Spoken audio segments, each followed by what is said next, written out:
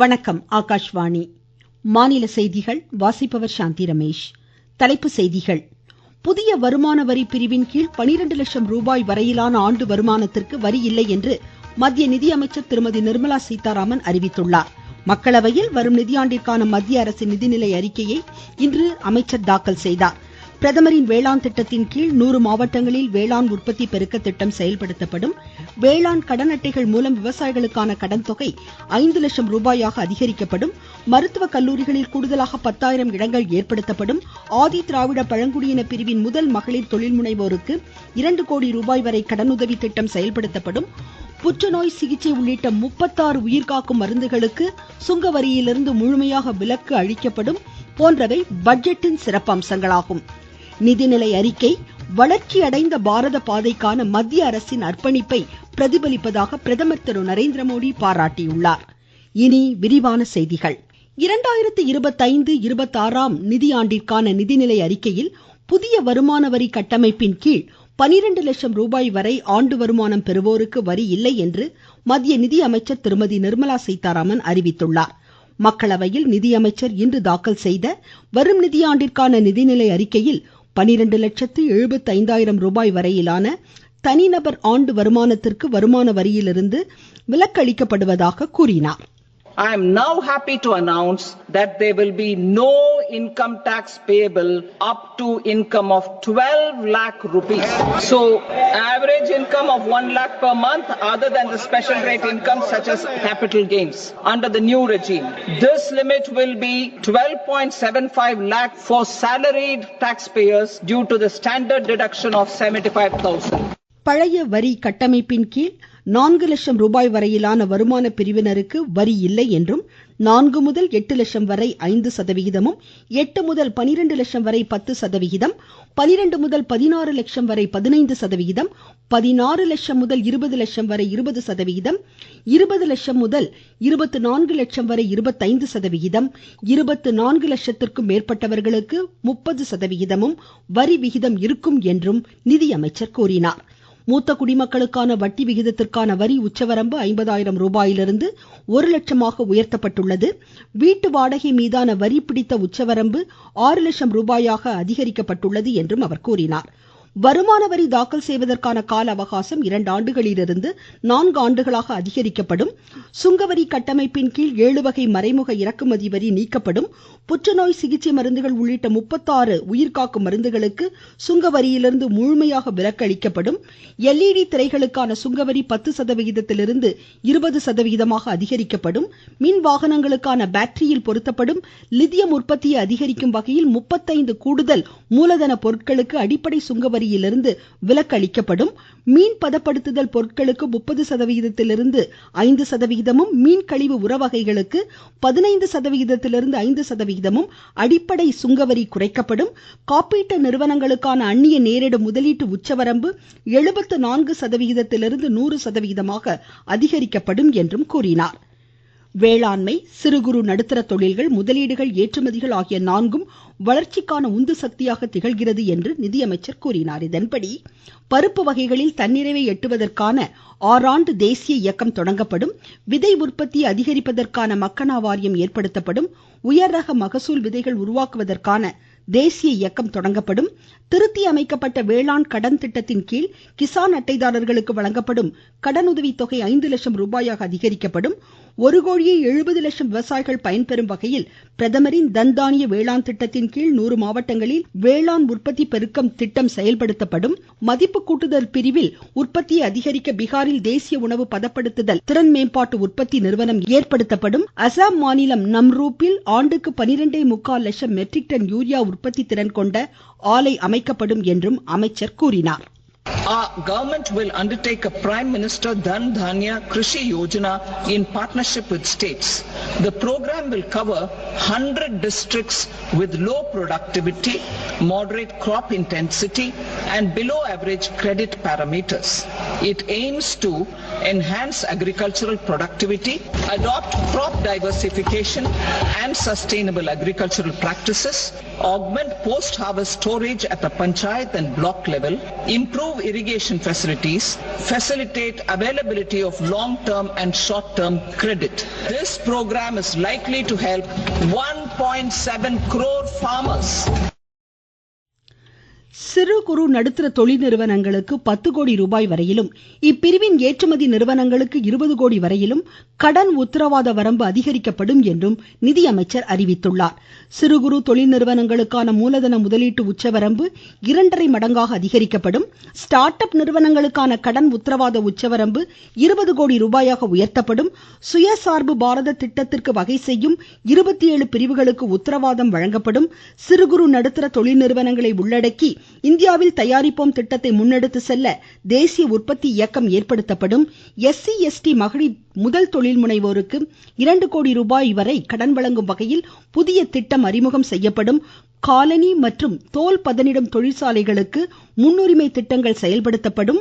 இதன் மூலம் 22 லட்சம் பேருக்கு வேலை வாய்ப்புகளுக்கு திட்டமிடப்பட்டிருப்பதோடு 1,10,000 கோடி ரூபாய்க்கான ஏற்றுமதிக்கு வகை செய்யப்பட்டிருப்பதாகவும் நிதியமைச்சர் கூறினார். உயர் ரக பொம்மை தயாரிப்பின் உலகளாவிய மையமாக இந்தியா மேம்படுத்தப்படும்.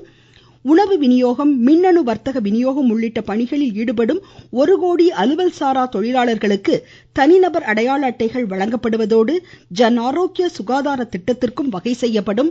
சாலையோர வியாபாரிகளுக்கான பிரதமரின் ஸ்வாநிதி திட்டம் மறுசீரமைக்கப்படும். நகர்ப்புற பணியாளர்களின் சமூக பொருளாதார மேம்பாட்டிற்கான புதிய திட்டம் அறிமுகம் செய்யப்படும். ஊரக பகுதி மக்கள் மற்றும் சுய உதவி குழுவினருக்கு கிராம நிதி திட்டத்தின் கீழ் கடன் வழங்குவதற்கான கட்டமைப்பு உருவாக்கப்படும் என்றும் நிதியமைச்சர் கூறினார். நாட்டில் 23 இந்திய தொழில்நுட்ப கல்வி நிறுவனங்களின் திறன் கட்டமைப்பு மேம்படுத்தப்படும். 500 கோடி ரூபாய் செலவில் செயற்கை நுண்ணறிவு கல்விக்கான அறிவுசார் மையம் ஏற்படுத்தப்படும். பள்ளிகளில் 50,000 அடல் ஆராய்ச்சி ஆய்வகங்கள் அமைக்கப்படும். இந்தியாவில் தயாரிப்போம் திட்டத்தின் கீழ் திறன் மேம்பாட்டிற்கான 5 தேசிய மையங்கள் தொடங்கப்படும். பாரத் நெட் திட்டத்தின் கீழ் ஊரக பகுதிகளில் உள்ள ஆரம்ப சுகாதார நிலையங்கள் மற்றும் அனைத்து அரசு மேல்நிலை பள்ளிகளுக்கு அகண்ட அலைவரிசை சேவை ஏற்படுத்தப்படும். பள்ளி மற்றும் உயர்கல்வி மாணாக்கர் கல்வி அறிவை தத்தம் மொழிகளில் இலகுவாக புரிந்து கொள்ள வகை செய்யும் பாரத புத்தக திட்டம் என்ற மின்னணு பாடமொழி திட்டம் நடைமுறைப்படுத்தப்படும் என்றும் நிதியமைச்சர் கூறினார். Broadband connectivity will be provided to all government secondary schools and primary health centers in rural areas under the BharatNet project. We propose to implement a Bharatiya Bhasha Pustak scheme to provide digital form Indian language books for schools and for higher education. This aims to help students understand their subjects better and in their language. பிரதமரின் ஆராய்ச்சி அறக்கட்டளையின் மூலம் சிறந்த தொழில்நுட்ப ஆராய்ச்சிகளுக்கு 10,000 பேருக்கு நிதி உதவிகள் வழங்கப்படும். அறிவு திறன்களை பகிர்ந்து கொள்வதற்கான தேசிய மின்னணு இயக்கம் ஏற்படுத்தப்படும். அனைத்து மாவட்ட அரசு மருத்துவமனைகளில் புற்றுநோய் மையங்களும் புற்றுநோயாளிகளுக்கான பராமரிப்பு சிகிச்சை மையங்களும் உருவாக்கப்படும்.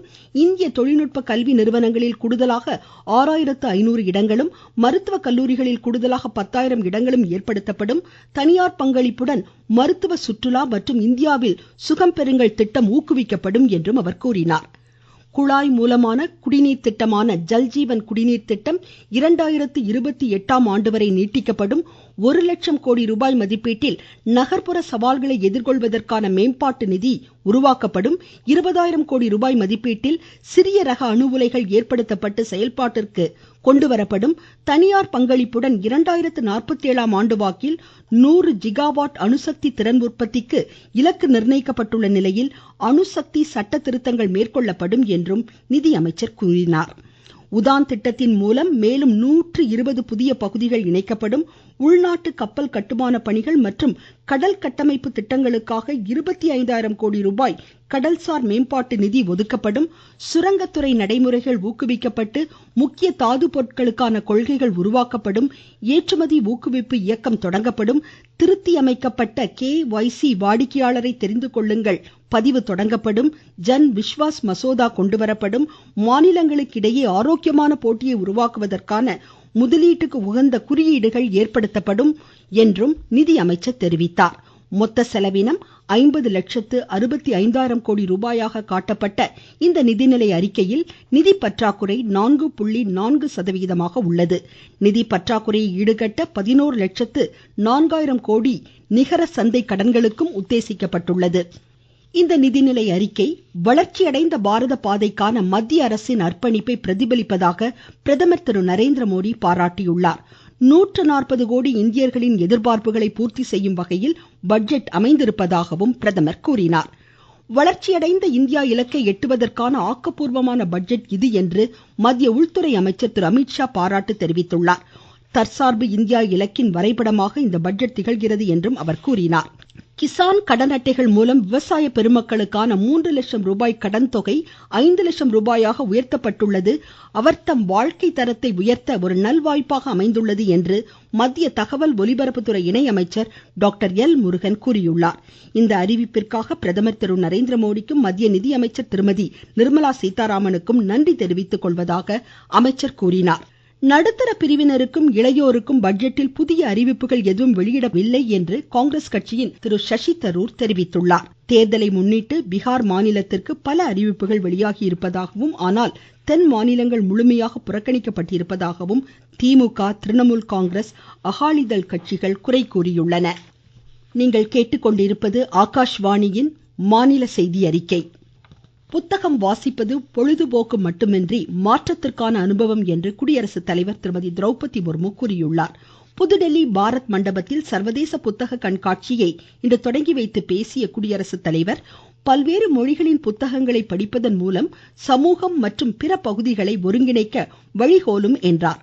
9 நாட்கள் நடைபெறும் இந்த புத்தக கண்காட்சியில் ரஷ்யா, பிரான்ஸ், ஸ்பெயின், கத்தார் உள்ளிட்ட 50க்கும் மேற்பட்ட நாடுகள் பங்கேற்றுள்ளன.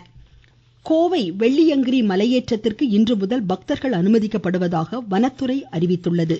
இதுகுறித்து எமது செய்தியாளர். வெள்ளியங்கிரி மலையேற்றத்திற்கு இன்று முதல் பக்தர்கள் அனுமதிக்கப்படுகின்றனர். மலையேற்றத்திற்காக வரும் பக்தர்களுக்கான வழிகாட்டு நெறிமுறைகளை கோவை மாவட்ட நிர்வாகம் வெளியிட்டுள்ளது. அதன்படி அத்தியாவசிய பொருட்களான குடிநீர், உணவு, மருந்து பொருட்கள் ஆகியவற்றை எடுத்து வர வேண்டும் எனவும் அடிவாரத்தில் உள்ள மருத்துவ முகாமில் பரிசோதனை செய்த பின்னரே பக்தர்கள் மலையேற வேண்டும் எனவும் கேட்டுக் கொள்ளப்பட்டுள்ளது. கோயம்புத்தூரிலிருந்து ஹரிஹரன். நாமக்கல்லில் 3வது புத்தக திருவிழாவை மாநில ஆதிதிராவிடர் நலத்துறை அமைச்சர் டாக்டர் மதிவேந்தன் இன்று தொடங்கி வைத்தார். வரும் 10ஆம் தேதி வரை இப்புத்தக கண்காட்சி நடைபெறும். 19 வயதிற்குட்பட்டோருக்கான மகளிர் உலகக்கோப்பை 2020 கிரிக்கெட் போட்டியின் இறுதி ஆட்டத்தில் இந்தியா நாளை தென்னாப்பிரிக்காவை கோலாலம்பூரில் எதிர்கொள்கிறது. இந்திய இங்கிலாந்து அணிகளுக்கு இடையிலான 5வது இறுதி 2020 கிரிக்கெட் போட்டி மும்பையில் நாளை நடைபெறுகிறது. 5 போட்டிகள் கொண்ட இந்த தொடரில் இந்தியா 3-1 என்ற கணக்கில் தொடரை கைப்பற்றியுள்ளது. இரு அணிகளுக்கு இடையிலான 3 ஒருநாள் சர்வதேச கிரிக்கெட் போட்டிகள் நடைபெற உள்ள நிலையில் முதல் போட்டி வரும் 6ஆம் தேதி நாக்பூரில் நடைபெற உள்ளது. ரூர்கலாவில் நடைபெறும் ஹாக்கி இந்தியா லீக் இறுதி போட்டியில் இன்று ஹைதராபாத் பெங்கால் அணியுடன் மோதுகிறது. 3ஆம் இடத்திற்கான போட்டியில் தமிழக அணி சூர்மா அணியை எதிர்கொள்கிறது. மீண்டும் தலைப்புச் செய்திகள். புதிய வருமான வரி பிரிவின் கீழ் 12 லட்சம் ரூபாய் வரையிலான ஆண்டு வருமானத்திற்கு வரி இல்லை என்று மத்திய நிதியமைச்சர் திருமதி நிர்மலா சீதாராமன் அறிவித்துள்ளார். மக்களவையில் வரும் நிதியாண்டிற்கான மத்திய அரசின் நிதிநிலை அறிக்கையை அமைச்சர் இன்று தாக்கல் செய்தார். பிரதமரின் வேளாண் திட்டத்தின் கீழ் 100 மாவட்டங்களில் வேளாண் உற்பத்தி பெருக்க திட்டம் செயல்படுத்தப்படும். வேளாண் கடன் அட்டைகள் மூலம் விவசாயிகளுக்கான கடன் தொகை 5 லட்சம் ரூபாயாக அதிகரிக்கப்படும். மருத்துவ கல்லூரிகளில் கூடுதலாக 10,000 இடங்கள் ஏற்படுத்தப்படும். ஆதி திராவிட பழங்குடியின பிரிவின் முதல் மகளிர் தொழில் முனைவோருக்கு 2 கோடி ரூபாய் வரை கடனுதவி திட்டம் செயல்படுத்தப்படும். புற்றுநோய் சிகிச்சை உள்ளிட்ட 36 உயிர்காக்கும் மருந்துகளுக்கு சுங்கவரியிலிருந்து முழுமையாக விலக்கு அளிக்கப்படும் போன்றவை பட்ஜெட்டின் சிறப்பு அம்சங்களாகும். நிதிநிலை அறிக்கை வளர்ச்சியடைந்த பாரத பாதைக்கான மத்திய அரசின் அர்ப்பணிப்பை பிரதிபலிப்பதாக பிரதமர் திரு நரேந்திர மோடி பாராட்டியுள்ளார். இத்துடன் இந்த செய்தி அறிக்கை முடிவடைந்தது.